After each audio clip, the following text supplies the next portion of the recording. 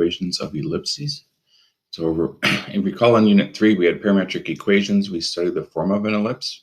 In this unit, we're going to revisit that, but we're going to write their equations in standard form. You're probably familiar with the formal definition of a circle. Again, that was the point or the set of all points that were equidistant from a center point. The ellipse is a little different. Here we have that the sum of distance from two foci are going to be equal. That sum is always constant as we move around the ellipse. So it's a set of all points in a plane such that the sum of the distances from two fixed points, the foci, is constant. Some things to see in the drawing.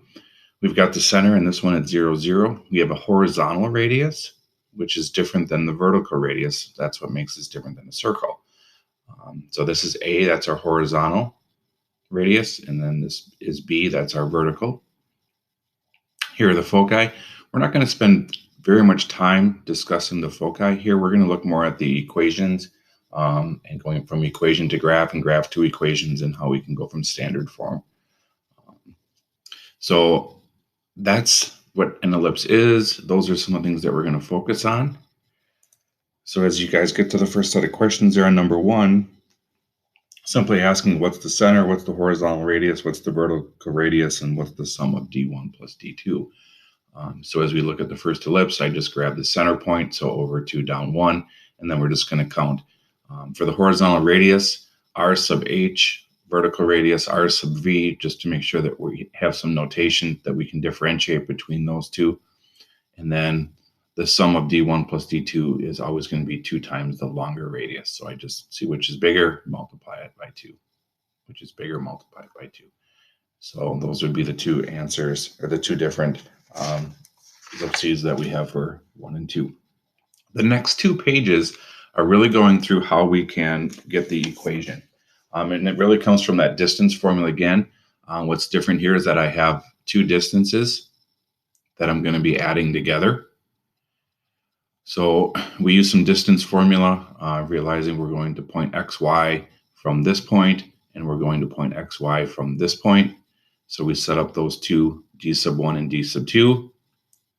And then as we add those together, we figured out that that's going to equal 2 times a. So that's going to equal 2 times that horizontal radius.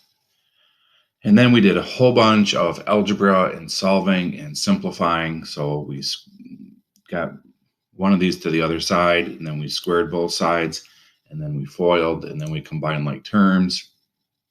And then we could do pretty much the same thing, move things to the other side, get this radical by itself, square both sides, do some expanding, combining like terms, and we end up with this formula. And then what we notice is that we can do a little substitution for a squared minus c squared, and it cleans up pretty nicely into this form right here. And you're not going to have to know how to go through all those steps, so that's why I went through it pretty quickly. What we're going to have to know is this formula and what the different things mean, and then obviously know that it's an ellipse. So the center for this is going to be at 0, 0. Horizontal radius is a, so I take the square root of whatever's underneath the x squared. The vertical radius is b, so I take the square root of whatever's underneath the y squared. And if I'm asked for what is the sum of the distances, d1 plus d2, I know that it's 2a when a is bigger than b, and it's 2b when a is less than b. So that's what I meant by it's 2 times the longer radius. So that's what we'll be looking for. We can multiply this out and turn it into what we call general form. And general form is found by multiplying both sides by the least common multiple, or if you think of it, you multiply by what that common denominator would be between a squared and b squared. So on question number 2, we've got a table where we're now given an equation, and we're asked a bunch of follow-up questions from that. So here I know this is going to be an ellipse because of the form, x squared over some number plus y squared over some number equals 1. The center is going to be at 0, 0. The horizontal radius is the square root of 49, so we're at 7. The vertical radius is the square root of 36, so we're at 6. Sum of d1 plus d2 is 2 times that longer radius, so 14. And then the general form. So for general form, I take my original equation and I'm going to multiply everything by that least common multiple, or the common denominator. Because this is 7 squared and this is 6 squared, they don't have any factors in common, so I need to multiply by 36 times 49. I actually wrote it as 36 times 49. It didn't get that number, whatever it is, because there's going to be some simplifying that happens. 49 over 49 is 1, so I'm just left with 36x squared. 36 over 36 is 1, so I'm left with 49y squared. And then here I do multiply it out, and I do get that 1,764. So this is our form, in general form, of an ellipse. Same idea over here. Square root of 25 is 5. Square root of 1 is 1. So my horizontal radius would be 5. My vertical radius would be 1, 2 times the longer radius. And then here I've got a 25 and a 1. So 1 and 25 both go into 25. So I can just multiply everything by 25. Simplify 25y squared and 25. So here would be our general form for that second one. All right, number 3. Now we're going to pick apart a bunch of those things from equations where we don't have the center at 0, 0. So here the major axis was on the x-axis in number 2, and it was also on number 1.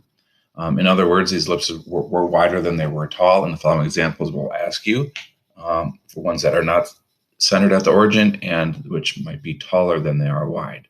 So here's our equation. X minus 1 squared over 16 plus y minus 2 squared over 64 equals 1. Again, I know it's an ellipse because I've got that x squared over some number, y squared over some number equals 1. By the way, if these two numbers down here were the same, if this were a 16 and this were a 16, that would actually make a circle, because if I were to multiply by 16, I would have x minus 1 squared plus y minus 2 squared equals 16. And that is our equation from a circle from the last activity. Because these two numbers are different, now I know that I have an ellipse. All right, so my center is going to be at 1, 2, just like we have the center idea with that circle. Horizontal radius is going to be at the square root of 16, so we're at 4. Square root of 64 for the vertical, so we're at 8. So now the vertical is bigger than the horizontal. We're talking about the radius, so I know it's going to be a taller one. 2 times 8 is going to be 16. And then the rewriting. So the rewriting, again, I go through those steps. I look at 16 and 64. I realize 16 goes into 64, so I can multiply by 64.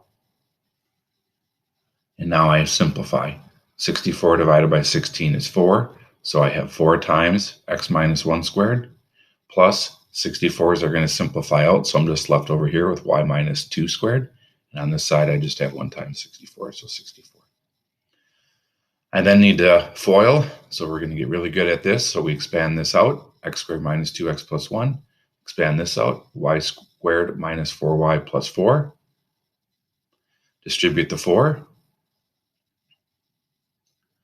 And then when we rewrite it, we typically are going to put the squared terms first. So this would be our general form, squared terms first, then the x and y, and then constant on the other side of the equation. So we really take all of the numbers on one side and put all the variables on the other, all constant terms on the same side.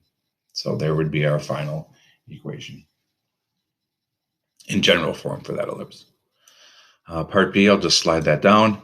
Here we've got a center at 3, negative 5. The horizontal radius is going to be 5, square root of 25. Vertical radius is going to be 10.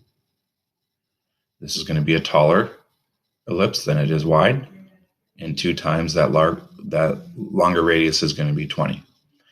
General form, between 25 and 100, I see that both of those could go into 100, so I multiply both sides by 100. This again becomes a 4.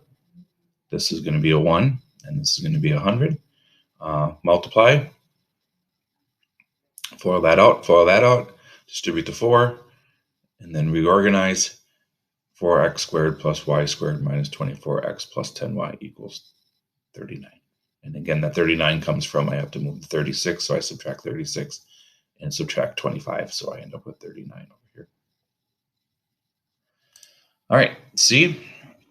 x plus 2 quantity squared over 10 plus y squared over 25 equals 1. Center is at negative 2, 0. Horizontal radius is the square root of 10. Vertical radius is going to be at 5. So this one, again, is taller. This number, 5, is bigger than the square root of 10.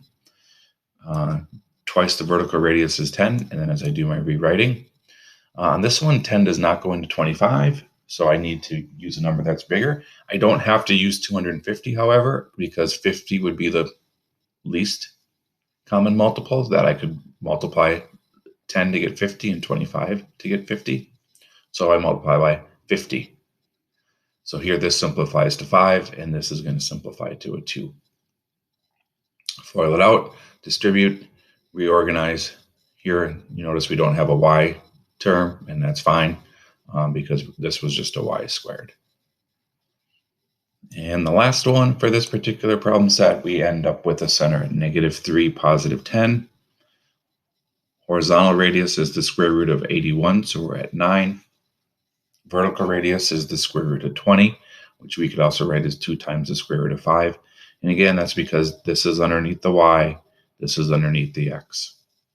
So this one is going to be wider than it is tall, and 2 times that 9 would give me the 18. This one, I've got 81, which is 9 times 9, and 20, which is a lot of different things, but there are not any factors that would be like 9 or 3. So I'm going to have to multiply by 20 and 81. And then, of course, we get to simplifying. So the 81s are going to simplify out. So I just have a 20.